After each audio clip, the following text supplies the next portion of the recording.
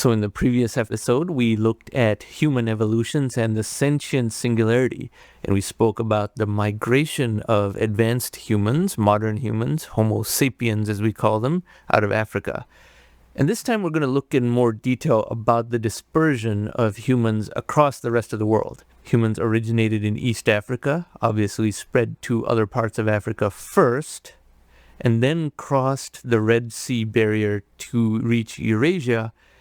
And these numbers indicate how many thousands of years ago the first humans went to these places. And since there were other types of proto-humans in some of these areas, humans either interbred with those or outcompeted those, but there were Neanderthals, Denisovians, etc., that did in fact interbreed with Homo sapiens, modern humans.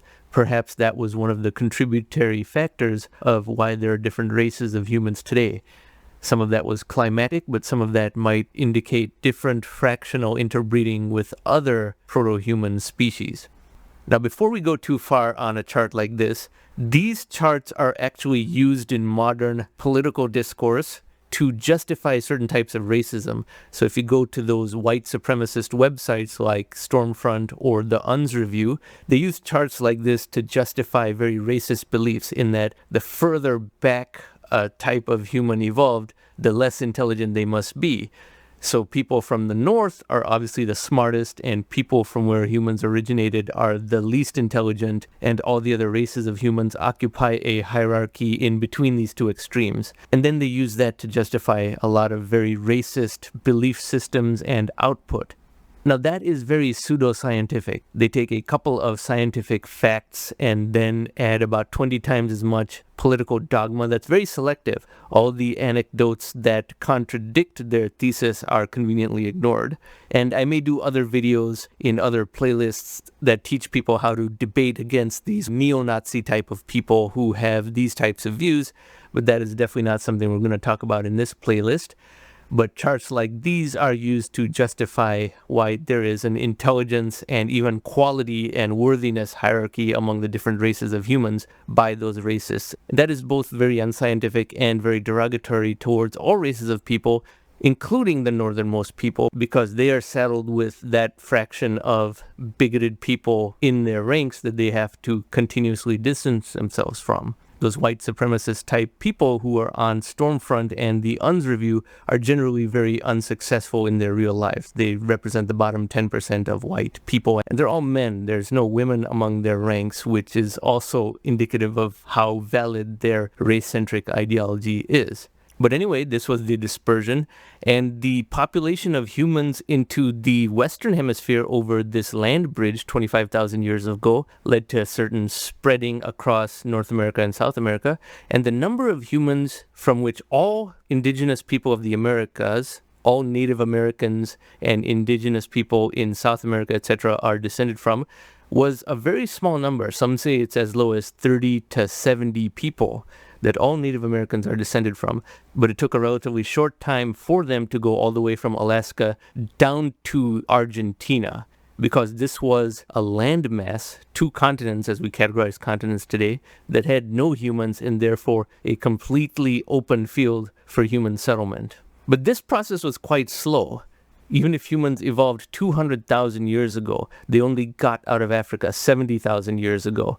They only got into cold climates much later than that, because being able to adapt to cold climates was itself a form of adaptive radiation, and there were ice ages and so forth that accelerated adaptive radiation. But as we get to the era of civilization, I'm going to show you an Iron Age timetable from Wikipedia. We had a Stone Age, which was 200,000 years ago, all the way up to the first metalworking. Then we had something called the Bronze Age, but I think that is overrated as a historical segment because it happened only in a few parts of the Eurasian landmass, mainly the Middle East and India. And many parts of the world went directly from the Stone Age to the Iron Age because the Bronze Age also had a major collapse. The Bronze Age collapse, which was amazingly about 750 years.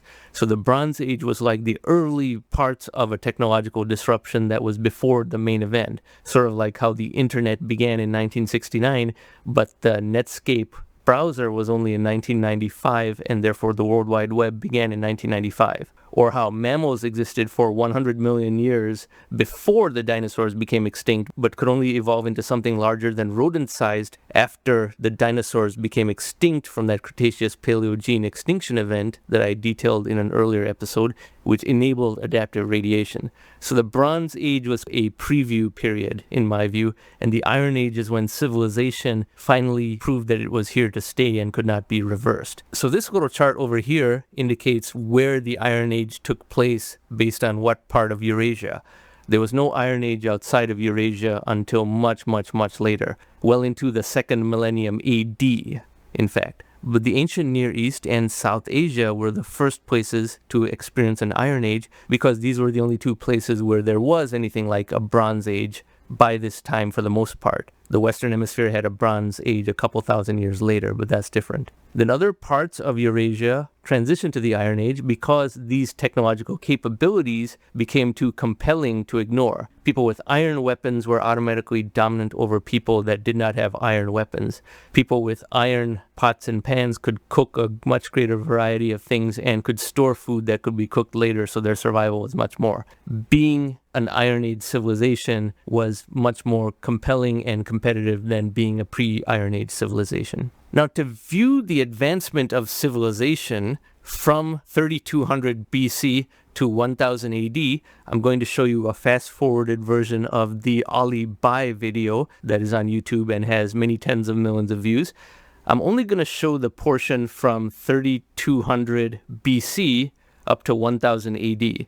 So 4,200 years, 42 centuries, at the speed of about 1 century per second, so you can view the advent of civilizations within the accelerating rate of change. Only in 3200 BC did we have anything more advanced than a village. Only then were there the first nation states and the first kingdoms, that too in only a very small fraction of the world. Even into the second millennium AD, there were many parts of the world that were not part of a nation state.